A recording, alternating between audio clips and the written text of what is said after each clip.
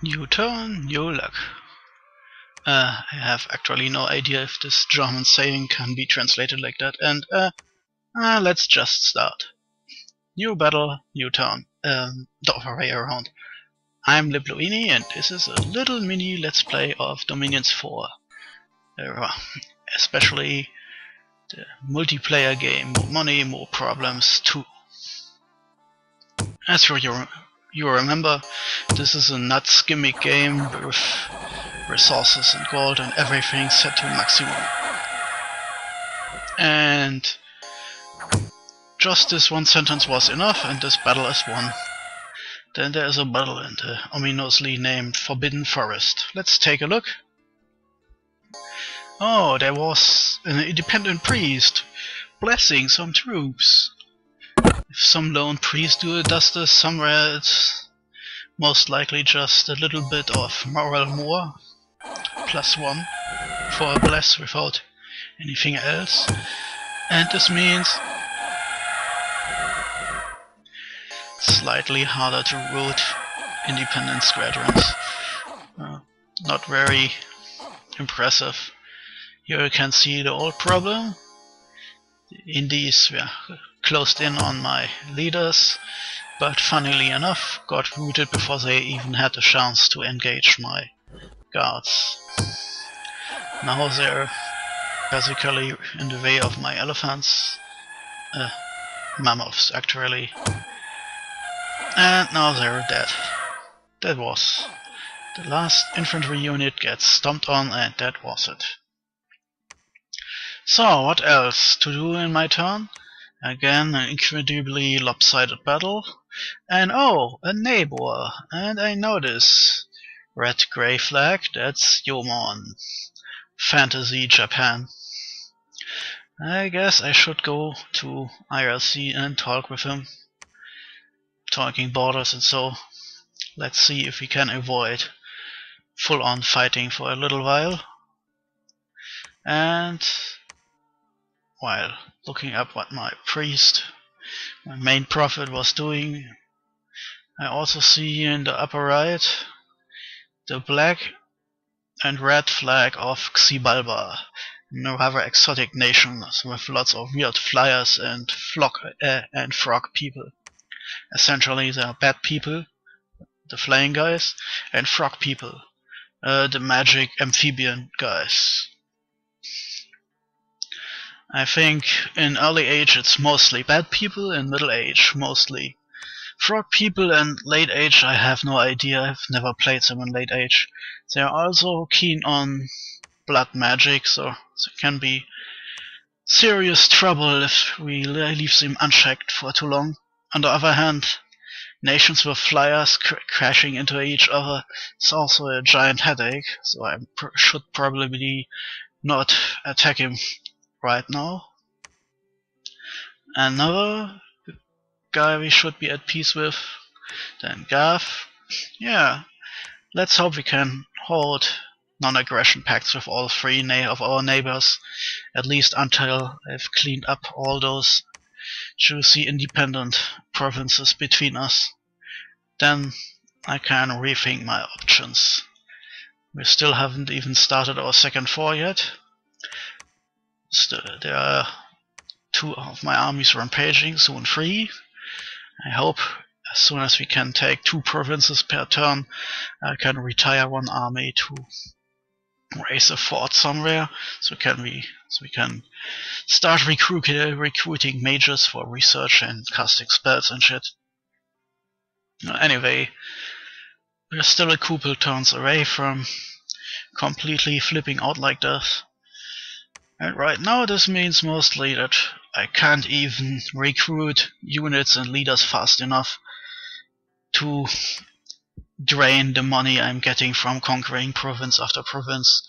Last turn we had 2,000 gold left over, now it's up to over 2,300, and the more provinces I get, the more lopsided it will get, and the money will only start to drop, and I'm finally settling down to build some castles and fortresses. And I'm starting. I'm deciding to take the more expensive options, and I'm raising the defense a little bit, just in case. Now there's a slight chance that traveling enemy scouts and spies get captured and attacked by the defenders. More elephants, more flying soldiers, more special Iron Hail super magical archers. Yes. The Citadel is basically one of the best fortresses outside of your own capital, and if you upgrade it later with some additional gizmos, it will become a close second to your capital defense. Kind of useful if you want to really make sure to hold a certain area. The drawback is, of course, the immense cost, 1,200 gold, and it takes a whopping 7 turns to be finished. The castle is slightly worse in everything and gets built 1 turn faster, 6 turns. It costs only a single 1,000 gold. There are other types of fortresses which can be cheaper, 800 for a simple 4, for example, or just 200 for a simple wooden palisade, but a wooden palisade is ludicrously weak. Its only purpose is to spam it wherever you can, so you can recruit more of your mages, because your nation's mages are often only recruitable in a fortification, so you need at least a fortification, even if you can basically cheat by just building a really cheap one. So, in another news, Late Age Calum, my nation, doesn't have the cheap options. I only have the really expensive and the expensive options. On the other hand, this means if I can get them built successfully, this makes me a real pain in the ass to conquer, since everyone has to siege down my ludicrously super expensive fortresses and citadels. Anyway, right now I just started building my second fort, so it's a long way off to siege town for me.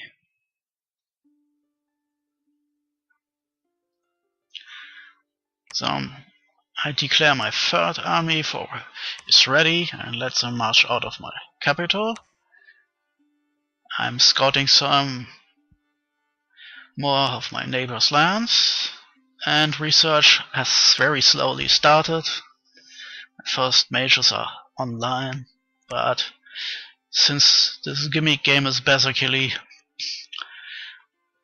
with the worst possible research settings, just to prevent to make this game even more unplayable, thousands of units and hundreds of mages don't really mix very well. Well, it's certainly impressive, but let's just say, oh, yes, Yeoman wants a non-aggression pact. That is good. And I'm agreeing. Oh, and that weird green thing with the helmet is Pangea. Great. So where was I? Oh, yes, a large army of Tzots guards and Tzots warriors and Obsidian warriors. Every single one of these units is a bad man with a large weapon and wings. Spooky. Yeoman, warlords, ninjas, samurais. It's fantasy, Japan. Anyway, where was I? As the turn changed, I completely lost what I was doing. Ah, yes, I've marched my third army out of the capital, and now I'm starting to assault the string of independent provinces sandwiched in between my nation, and I'm going over the settings of my little armies before I'm doing this. I want my normal soldiers to attack archers. My archers who will now easily outrange enemy archers are supposed to attack enemy archers, and so on. Another army is ready, and I'm assaulting this forest in a north of the map, because if I'm waiting too long, then the bats will get it. Or my neighbor Gav, if I'm waiting far too long. Still 6 months, but since I have a priest now here, I can't switch. The other guy is now continuing to build a citadel, and my prophet is building a temple. With this, my religion will be a bit stronger. We have an additional chance to spread our religion, and a little bit more resistant to enemy dominion. All allow everything taken together. It goes well. No major problems. And a 4th army is growing in my capital. And then I hilariously remember stone generals can only have 3 squads, so I have trouble fitting in the 4th squad meant to protect them. No bodyguards, huh? That's something I have to think about for later. Maybe using another fort to recruit storm generals a bit faster. Well, I need at least 1 fort to spam mages. Yeah, now I've remembered what I've forgotten a couple minutes ago.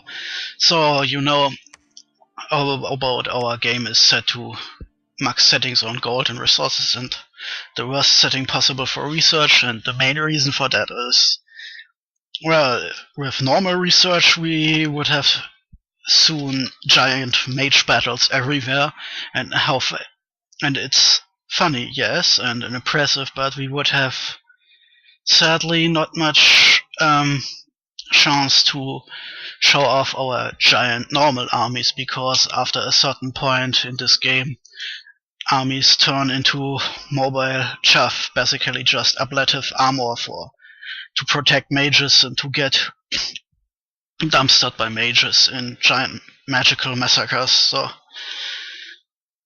I guess by slowing down the research, this game will work a bit more balanced, and I'm already overdrawing my video again like there's no tomorrow. So until next time, Libluini out.